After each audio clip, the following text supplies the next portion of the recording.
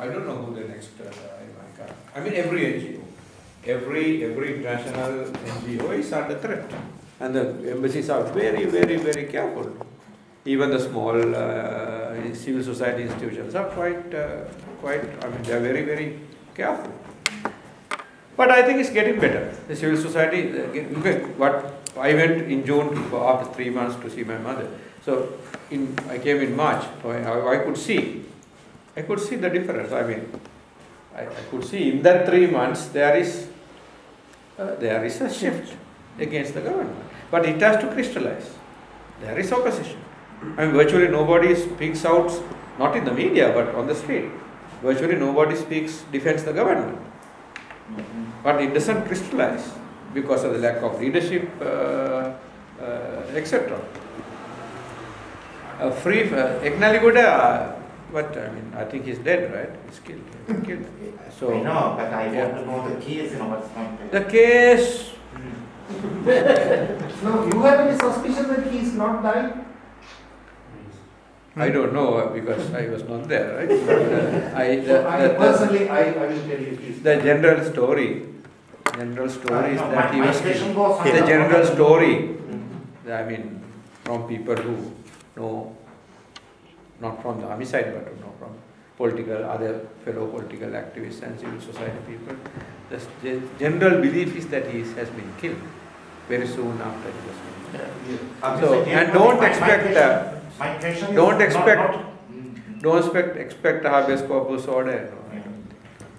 I just want to know the court system, whether it still functions. Court system functions. The courts sit every day. The court sit every day. The court system functions, but there is less and less justice. Because according to the Sri Lankan constitution, you have the right to fight for the purpose.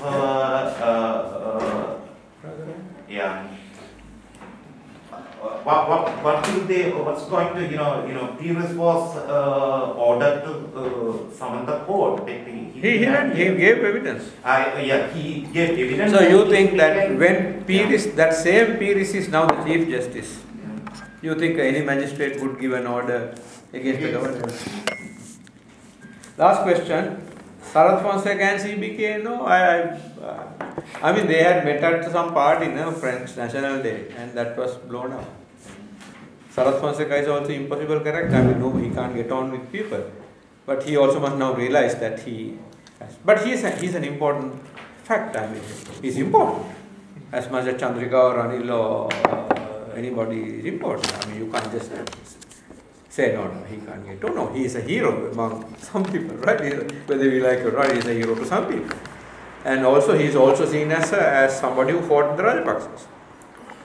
So, he will have to be got on board a political process. But the CBK and I don't believe. What activities? I think that's very important. I think we should talk about it. What can you do from abroad? What in this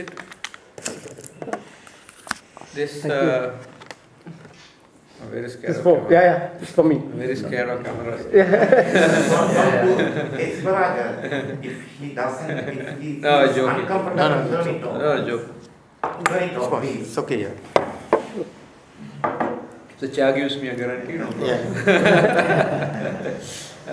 no, I tell you, I would have made this same speech in Kallam.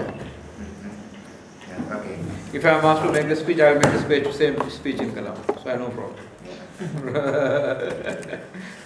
So as long as the audio is also there, no problem. So no, take it seriously. So his question.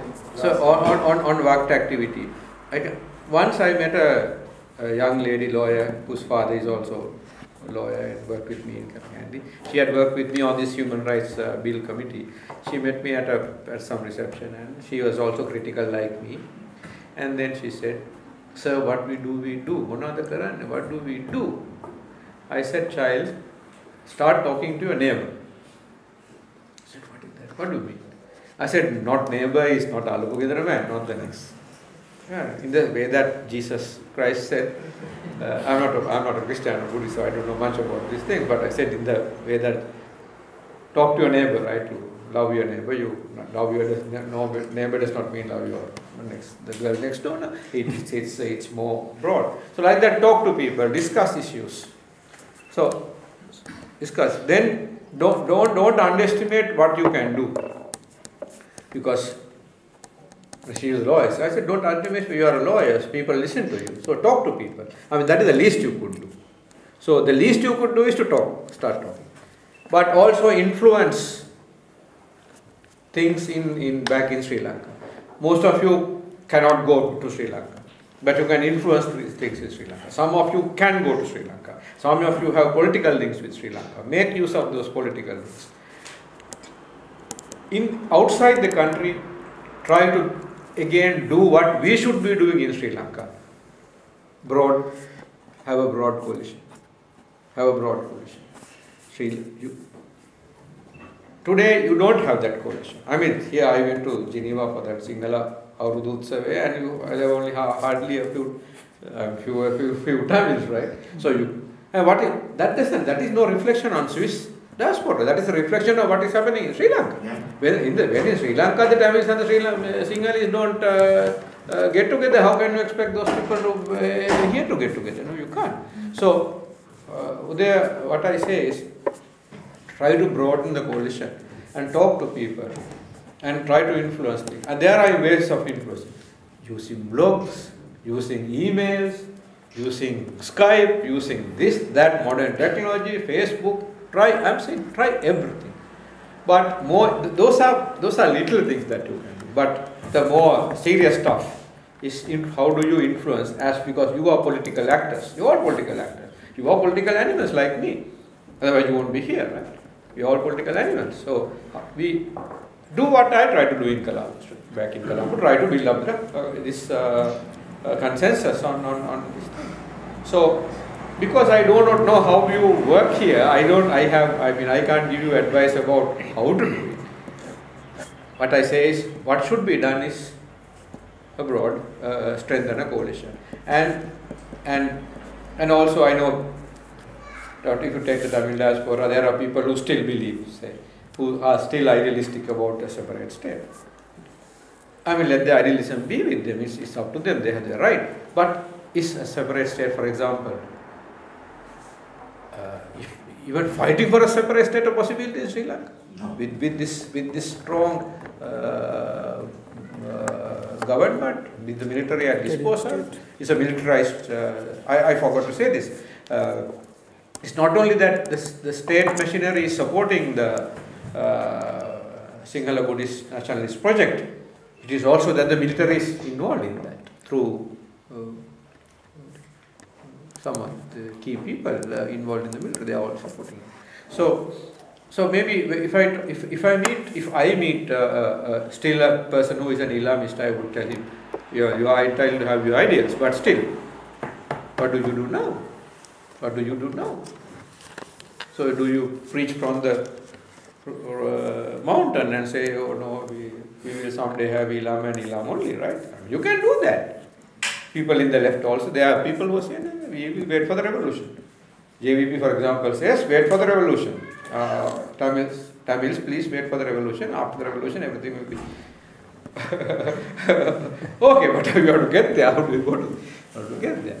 So now with the JVP, for example, JVP, to their credit, they are one party which takes up issues. They are taking up ordinary day-to-day citizenship issues. But they are also people suspect them, and because of their past. But they also need to be brought in, if possible, for a first stage. After that, we may have to fight with them. That's a different issue. I told recently I met JVP MP. I said we can disagree on other issues, but unless you get through the first hurdle, what is the future any of us have? There is very difficult to answer your question. What activity should be done? I can only say what should be done is to influence the Sri Lankan process in whatever way you could. For that also, if you can forge a broader, stronger networking, a coalition in the diaspora, and I think you should be in touch with the Sri Lankan actors more and try to influence the process. Now, for example, I know there are various websites, Alam Telegraph, Lankai, that list goes on. All those guys are doing it almost for nothing. Almost for nothing. Nobody gives them a single dollar. Very few people help them. I'm in touch with them. They say, we can't, Vindu was telling me, I can't, I have to study, I don't have money, I have to follow the comments and moderate them. I simply don't, I can't go on. I have a very good episode, I talked too much last time. Rave has a problem now these days. Viyangoda was telling me they are going to now collect money and have Rave afloat. They used to meet, they used to go for a drink at some place in Navala, and there was this Mudalali type guy who came every day, and he used to have beer and go home. And he saw Viyangoda and he said, Viyangoda, you are the person who writes to the Rave, I like your articles very much. And full of praise. So when they needed some money to keep Rave afloat, so they thought, you must talk to him. He said, yes, I can give you about 500 rupees. They were expecting 1 lakh. So they like that. So I mean, if some of these, you may have your preferences, you may have your prejudices against various people you have, but at least the people who are closest to you who do these websites, and if you can help them, give a few dollars, keep them afloat. Otherwise, some of them might even close down. Here has a real problem. He has a real economic problem. And write to them. Also, you can also write and send articles. Now, I do whenever I write, I send it to both Sandharwan and Nuvan. They publish it. They make use of it. So get people to write, give them a little money. Those also are very, very important. Don't forget that Sri Lanka, the internet, the people who use the web by getting and in the government offices they have internet now. So in the morning most of these guys come and they first look at the newspaper, then the various other websites they are interested in, but they finally go to this also. So they take a message home. So are there any question or comment? No? Anymore? So then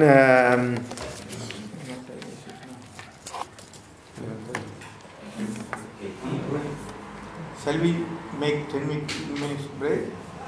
So tea, and then after that, I think as I told at the beginning, can we collect ideas from everybody? So what acceptation and things, and so everybody, yeah?